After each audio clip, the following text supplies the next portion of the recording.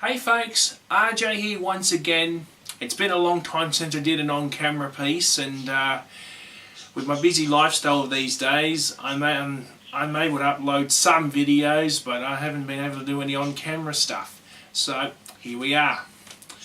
Now the reason I'm doing this video is I don't normally do follow-ups to audio-described recap vids, which I've been doing for this season.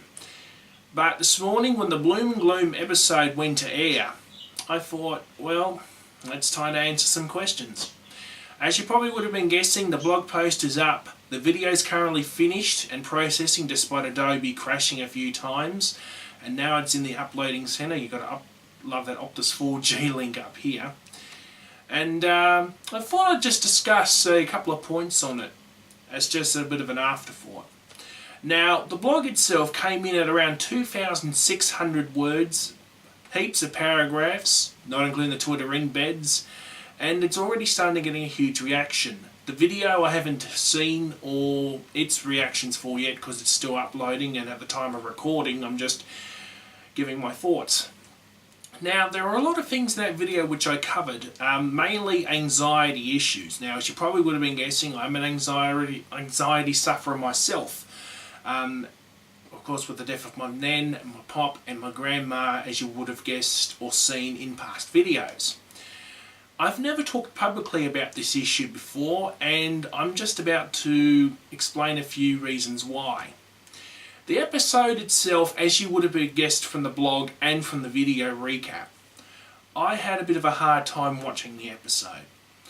And we're talking here being petrified, frozen, being shaken up, you know, or angry, you know, that sort of stuff. And it's okay to feel like that.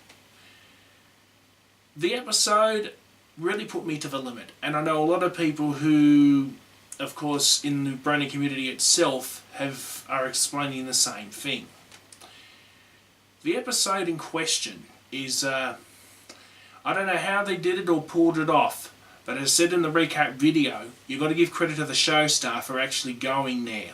We've seen them cover topics like bullying and all of that, but they always cover it within the G rating. But to actually go and twist it and try and push the boundaries of that rating, throwing in family disownment. I mean, strong issue with me, although I'm not disowned. I've had fights with my parents, as mentioned in the recap video. Then you've got the friendships being broken, something I'm, of course, very common with as well.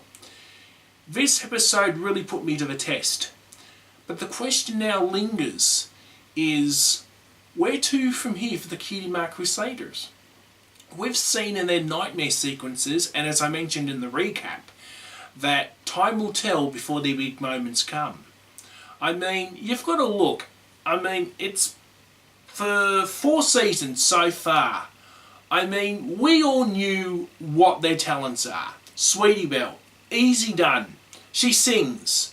I mean, from day one, I mean, when the CMCs were formed, it's like her voice is distinct. You can pick it up from a mile away. So her special talent's singing.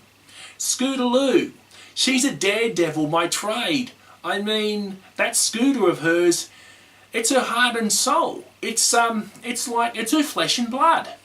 And of course, Apple Bloom. I mean, an apple-related cutie mark's going to happen one day or another, but her special talent's still unknown. But we do get a couple of hints in the earlier seasons of what she's capable of. But the question now is, when is it the right time for the Cutie Mark Crusaders to take the next step up? I mean, we're 4 episodes down and we've got 21 or 22 left to go. I mean, the theme's based around cutie marks, so it could happen early in the season, in the middle of the season, or at the very, very end. For me, my guess is going to probably be sometime during that season. I can't see them going any bigger or in fact any longer.